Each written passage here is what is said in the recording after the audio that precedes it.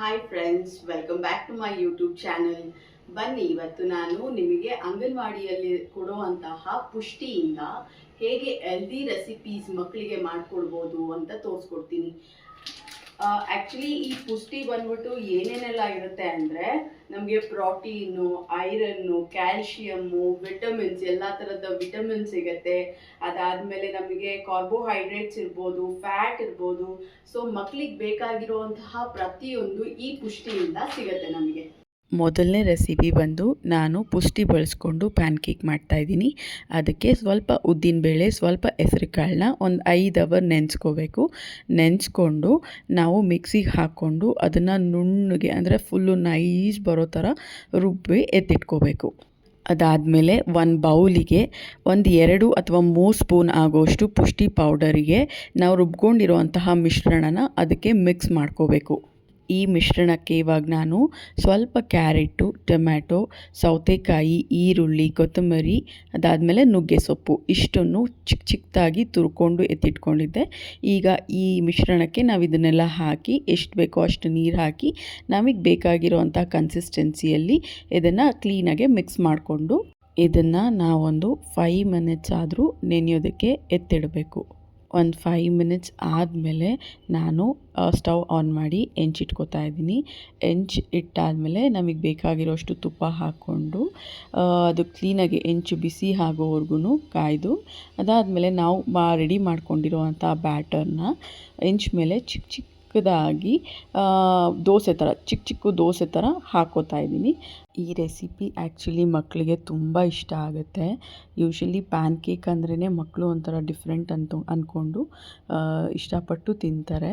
So ಈಗ ಇದನ್ನು ನಾನು 2 ಕಡೆ ಬೇಯಿಸ್ಬೇಕಲ್ಲ, ಅದಕ್ಕೋಸ್ಕರ ಅದ್ರ ಮೇಲೆ ಒಂಚೂರು ಪ್ಲೇಟ್ ಮುಚ್ಚಿ ಹಬೆಲಿ ಮೇಲ್ಗಡೆ ಬೇಯಿಸ್ಕೋಬೇಕು.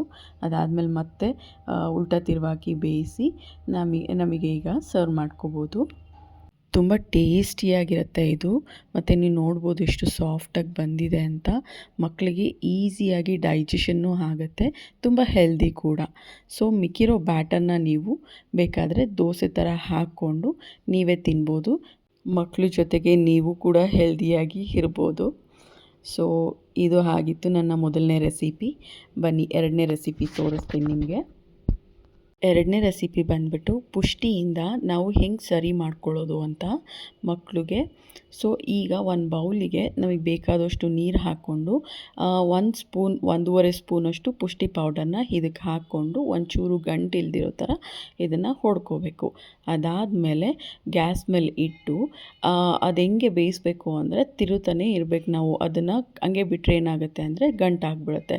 ಸೊ ಅದು ಬೇಯೋವರೆಗೂ ನಾವು ಇದೇ ಥರ ತಿರುವಿ ಕ್ಲೀನಾಗೆ ಬೇಯಿಸ್ಕೋಬೇಕು. ನೀವು ನೋಡ್ಬೋದು ಇವಾಗ ಇದು ಯಾವ ಥರ ಕನ್ಸಿಸ್ಟೆನ್ಸಿಯಲ್ಲಿದೆ ಅಂತ.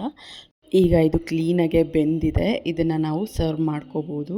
ಸೊ ಒಂದು ಬೌಲಿಗೆ ಇದನ್ನು ಹಾಕ್ಕೊಂಡು ನಮಗೆ ಬೇಕಾಗಿರೋಷ್ಟು ಒಂದು ಬೌಲಿಗೆ ಹಾಕ್ಕೊಂಡು ಅದಾದಮೇಲೆ ಅದ್ರ ಮೇಲೆ ತುಪ್ಪ ಹಾಕ್ಕೊಂಡು ಇದನ್ನು ಮಕ್ಕಳಿಗೆ ನಾವು ತಿನ್ನಿಸ್ಬೋದು.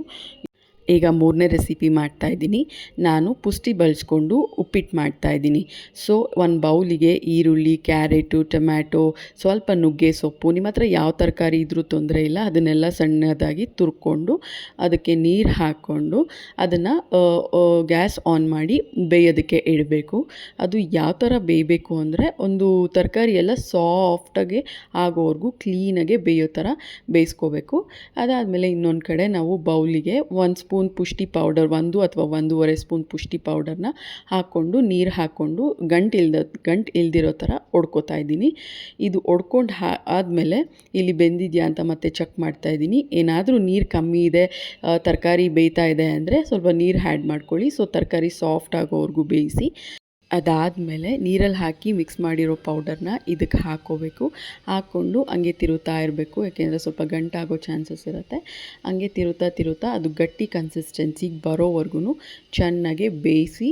ಒನ್ಸ್ ಅದು ಬೆಂದಿದೆ ಅಂತ ಗೊತ್ತಾದಮೇಲೆ ನೀವು ಇದನ್ನು ಸ್ಟವ್ ಆಫ್ ಮಾಡಿಬಿಟ್ಟು ಒಂದು ಸರ್ವಿಂಗ್ ಬೌಲಿಗೆ ಸರ್ವ್ ಮಾಡ್ಕೋಬೋದು. ನೋಡಿ ಎಷ್ಟು ಚೆನ್ನಾಗಿ ಉಪ್ಪಿಟ್ಟಾಗಿದೆ ಅಂತ. ತುಂಬ ಹೆಲ್ದಿ ಉಪ್ಪಿಟ್ಟು ಆಲ್ಸೋ. ಇದಕ್ಕೆ ನಾವು ತುಪ್ಪನ ಆ್ಯಡ್ ಮಾಡಿಕೊಂಡು ಮಕ್ಕಳಿಗೆ ತಿನ್ನಿಸ್ಬೋದು. ಸೊ ಈ 3 ಹೆಲ್ದಿ ಮಕ್ಕಳಿಗೆ ಕೊಡುವಂತಹ ರೆಸಿಪಿ ನಿಮ್ಮೆಲ್ಲರಿಗೂ ಇಷ್ಟ ಆಗಿದೆ ಅಂತ ಭಾವಿಸ್ತೀನಿ. Thank you so much for watching my video. See you in the next video. Bye bye.